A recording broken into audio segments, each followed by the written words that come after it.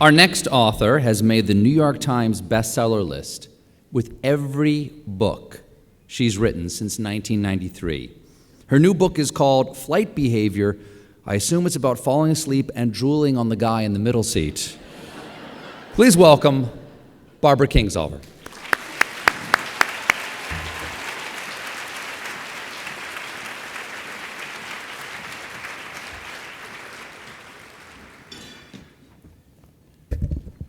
Thank you. Thank you for lining up. Thank you for selling books. Thank you for inviting me. Okay, that was my part one. But I really, really mean it. I'm honored and thrilled, and I might have mentioned to a few people in my life that I was coming to New York to do this thing with Stephen Colbert. Maybe the UPS guy heard about it. Friends and family, and I might not have mentioned that it was breakfast, because anything you do before 8 in the morning is automatically not that cool. And unless, of course, you started 7 hours earlier. And he's describing his blue-veined, pulsating, whatever that was. Sway-backed throbber. I've got a prompter here. Thank you. Got it. But to tell you the truth, the universal response that I got when I told people I was doing this thing with Stephen Colbert was, "You, Stephen Colbert? WTF?" Okay, you do know what that means. You must have teenage daughters too. So you know it means, whoa, that's frightening. My daughter does not talk like that. She's right here giving me the stink eye. She's much kinder to me than I deserve. No, but really, it is frightening. How did literary authors get bumped up so that we're orbiting in sort of the same solar system of coolness as the funniest guy on Comedy Central? I don't know. I didn't sway-backed, pulsating. No, I didn't get that memo. As far as I know, writers still go to work in our socks. On our real guilty pleasure when we're in work avoidance mode is we read the dictionary. Or like in a moment of true degeneracy, we'll play solitaire. We're not that cool. These are not the elements of celebrity. And, you know, celebrity is everything, right? We have celebrity chefs and celebrity housewives and celebrity criminals and celebrities, right? That's a real category. And it has occurred to me that the profession in which you're least likely to get a book contract is writer.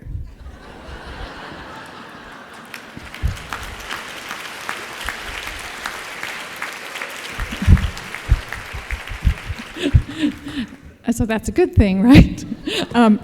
Everything about books is changing very fast. It used to be when I wrote a book, I knew exactly where it was going to end up. On a shelf, in between Stephen King and Maxine Hong Kingston. There I would be. Which, is, if you think about it, is a really interesting place to be. But now, I have no idea. When I send a book out into the world, it might end up on a shelf, or in a phone, or in, I imagine it this way, in some teeny tiny form inside a device stuffed in between Angry Birds and Whack-A-Mole. I don't know what I'm doing in there.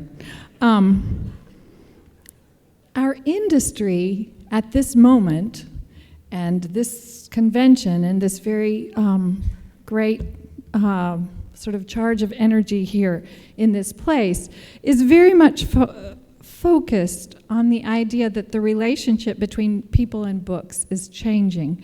And that's true, and I know it's true, and I'll tell you how I found out.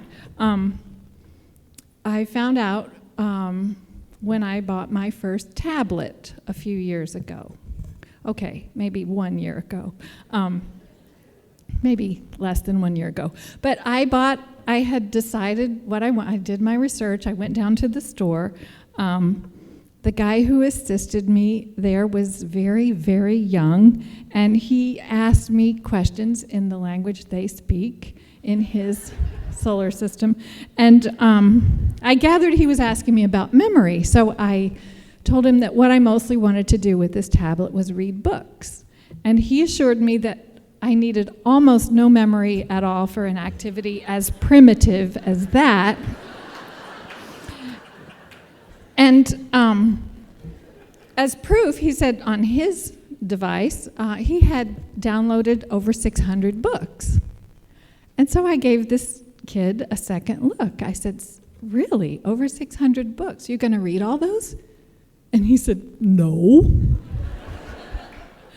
And I said, well, then why do you have them? And he said, they were free. And so I bought my device. And then I made the fatal mistake of asking him if it came with an instruction manual. He said, lady, if you think you need an instruction manual, it's in the box. So I fled from the store after paying for my device. And I went home and I searched and I searched and I searched that box. And I found this teeny, really, it's like 1 inch by 1.5 inch codex that I opened it out, and it was in the font Microscopia, in 15 languages. It said, and I swear this is true, this is the full text of the instructions. It said, the tablet is made of glass. If you drop it, it will break. So this is my new personal and professional motto. It really might be all you need to know in the modern world, that breakable things are still breakable, and the durable things still endure. The basics of what I do as a writer of stories, I think of as very durable. There's certain conventions of style that will come and go, and I know that, but the nature of story has not changed in thousands of years.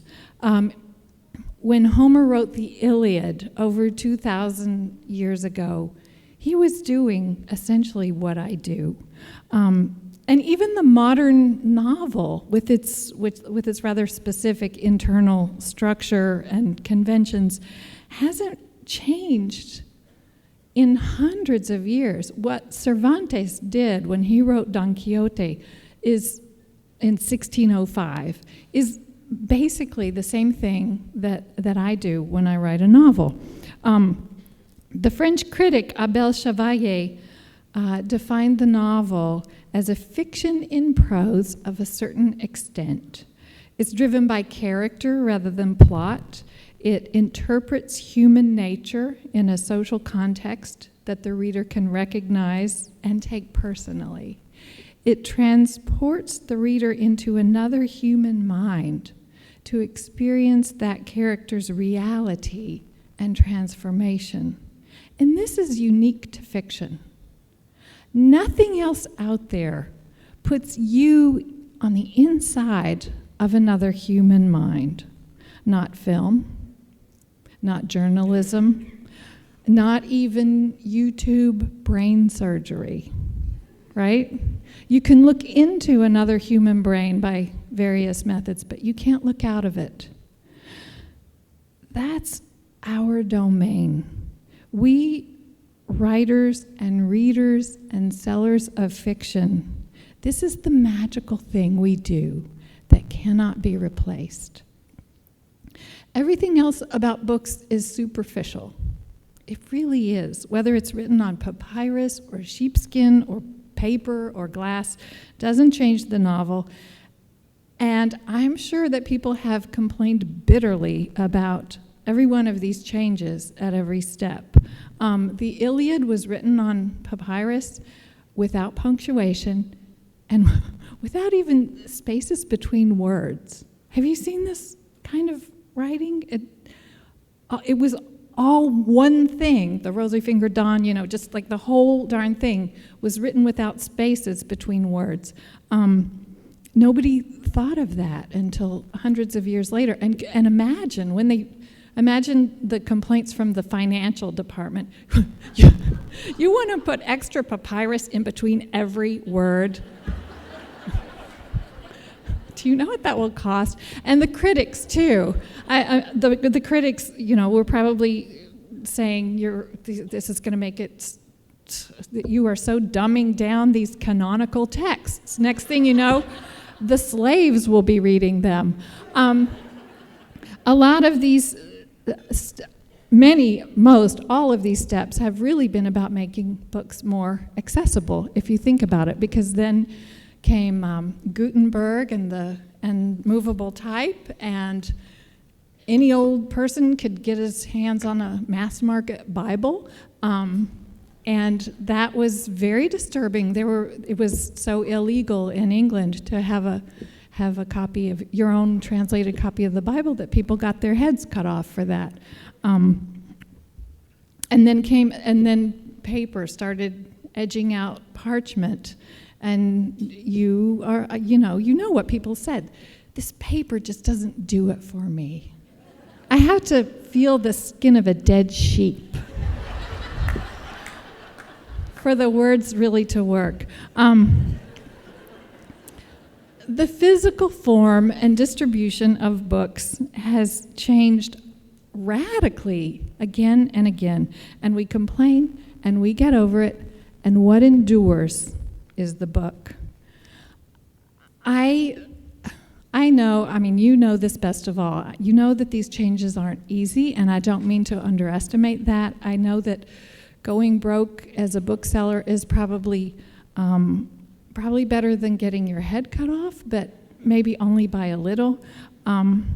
We are all jockeying for the attention of the consumer, the reader, who we now call the consumer, trying to wrestle a little bit of that attention away from those angry birds. But here's the thing, there has always been a lot of other stuff on the consumer's mind. When Cervantes wrote Don Quixote, this only about 10% of the population, this was in 1605, 10% of men had basic literacy skills, and almost no women. So it was probably not even 1% of people who could read a novel, if they even ever got their hands on one.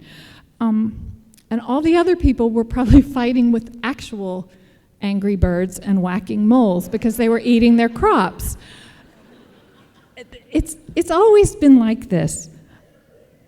My point is that the literary reader is a small but probably stable demographic. We have our place. We absorb and pass on information in a way that endures. When I begin a novel, I always feel overwhelmed by the size of the current I'm stepping into. I'm supposed to swim out into that river of, all of human experience and find something new that has not been said, and at the same time, I'm supposed to hang on to the ropes of universal truth, because the only things that will resonate with the reader are those things that will stay true forever. So I always begin the process with, first of all, with humility. I begin thinking about questions rather than answers. And I look for really huge questions, the kind that probably will never get answered completely. And for example, the question that most recently goaded me into a novel was this one. Why is it that a lot of people can look at the same set of facts and come away with completely different conclusions? Why do we do that? How do we do that? Can we change? Does it matter? I think these are great questions. And the novel that they led me into, which is called Flight Behavior, which is coming out in November. I suddenly had better say that before my publicist starts giving me the stink eye. This novel is about climate change. I knew I could definitely say something new about that. The framing of the novel, its setting and its plot, really look at what it means to live in the world right now with unprecedented weather events, wackiness, and disorienting living systems, and really putting us in a position that we've not ever been in before, in which we really can no longer predict the biological future. So that's the novel part of the novel, the part that's brand new, because almost no serious fiction has been written yet about climate change. And it interested me as a subject for a couple of reasons. One is because I'm a scientist. Technically, I didn't study writing in school. I have all these degrees in biology. I worked as a biologist for a period of time, and how I got from there to here is a whole nother breakfast. Get Jon Stewart to come and I'll tell you.